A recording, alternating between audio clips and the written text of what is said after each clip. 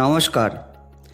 আজকের এই যাত্রায় আমরা জানব কেন প্রতিটি বাড়িতে তুলসী গাছ রাখা বাধ্যতামূলক, বৈষ্ণব ঐতিহ্যে তুলসী মালার গুরুত্ব কী এবং এর পিছনে কি কি বৈজ্ঞানিক ও আধ্যাত্মিক রহস্য লুকিয়ে রয়েছে। ভিডিওটি শেষ পর্যন্ত দেখুন, আশা করছি ভালো লাগবে। তুলসী কেবল একটা গাছ বা উদ্ভিদ নয়, তিনি দেবী বৃন্দা, ভগবান বিষ্ণুর পরম প্রিয়তমা। পৌরাণিক কাহিনী অনুযায়ী দেবীর পতিব্রতা ধর্ম এবং ভক্তির কারণে ভগবান বিষ্ণু তাকে বর দিয়েছিলেন যে তিনি ধরিত্রীতে তুলসী রূপে বিরাজ করবেন। তুলসী ছাড়া কেন নারায়ণ পূজা অসম্পূর্ণ? শাস্ত্রে পরিষ্কার বলা আছে, আপনি যত দামি ভোগ বা অলংকার দিন না কেন, একটি তুলসী পাতা ছাড়া পরমেশ্বর ভগবান শ্রীকৃষ্ণ বা বিষ্ণু সেই ভোগ গ্রহণ করেন না। এই তুলসী নামের অর্থ কি? যার কোনো তুলনা নেই, তিনি হচ্ছেন তুলসী।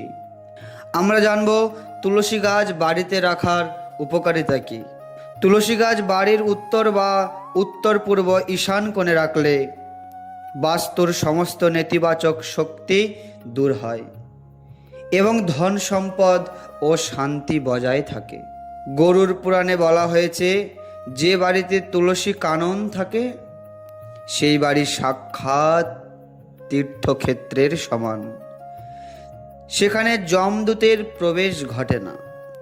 সন্ধ্যাবেলায় তুলসী তলায় ঘিয়ের প্রদীপ জ্বালানো অত্যন্ত শুভ। এতে লক্ষ্মী দেবী স্থায়ী রূপে বাস করেন, কারণ যেখানে নারায়ণ সেখানেই লক্ষ্মী। সনাতন ধর্মের প্রতিটা রীতিশাস্ত্রের পিছনে একটা মজবুত বৈজ্ঞানিক কারণ রয়েছে। আজ আমরা জানব এই তুলসীর বৈজ্ঞানিক কারণগুলি কি কি। তুলসী গাছ প্রচুর পরিমাণে অক্সিজেন নির্গত করে এবং চারপাশের বাতাসকে জীবাণুমুক্ত রাখে। আয়ুর্বেদে তুলসীকে বলা হয় ঔষধের রানী।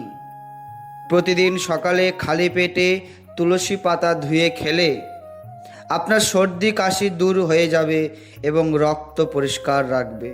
তুলসীর বিশেষ ঘ্রাণ প্রাকৃতিকভাবে মশা ও অন্যান্য ক্ষতিকর কীট পতঙ্গকে দূরে রাখে। এবার আমরা জানব তুলসী মালার মাহাত্ম্য। কেন আমরা এই তুলসীর মালা গলায় ধারণ করব বা করি, এবং কেনই বা এই মালা দিয়ে আমরা জপ করি। যখন কেউ গলায় তুলসীর মালা ধারণ করেন, তিনি মূলত নিজেকে ভগবানের চরণে সমর্পণ করেন। এটি আমাদের মনে করিয়ে দেয় যে আমরা কৃষ্ণের বা নারায়ণের দাস।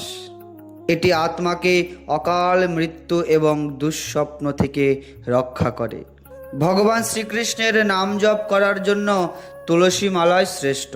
তুলসীর জপমালায় জপ করলে তার ফল বহুগুণ বৃদ্ধি পায়।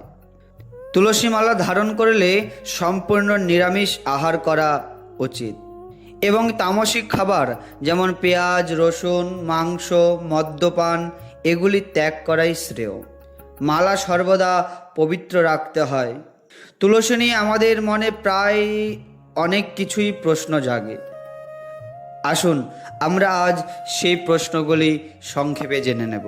রবিবারে কি তুলসী পাতা তুলবেন? আমাদের শাস্ত্রে বলা আছে, একাদশী, অমাবস্যা, পূর্ণিমা এবং দ্বাদশী এই তিথিগুলিতে তুলসী পাতা তোলা নিষেধ, আর বাদবাকি সবসময় তুলসী পাতা তোলা যায়। শুকিয়ে যাওয়া তুলসী গাছ কি করবেন? শুকনো তুলসী গাছ উপড়ে না ফেলে কোনো পবিত্র নদীতে বিসর্জন দেওয়া উচিত, বা সেই কাষ্ঠ দিয়ে তুলসীর মালা তৈরি করা যেতে পারে। তুলসী কেবল একটা বৃক্ষ নয়, তিনি আমাদের ভক্তি, স্বাস্থ্য এবং সংস্কৃতির মূল ভিত্তি। প্রতিদিন তুলসী দেবীকে জল অর্পণ করুন, প্রদীপ জ্বালান এবং তার কৃপা লাভ করুন। আসুন আমরা সবাই আমাদের ঘরে ঘরে তুলসী দেবীর সেবা করি এবং জীবনকে ভক্তি ও শান্তিময় করে তুলি। সবাই ভালো থাকুন, সুস্থ থাকুন। আজকের ভিডিওটি এই পর্যন্ত। জয় তুলসী মহারানী, জয় শ্রী রাধে।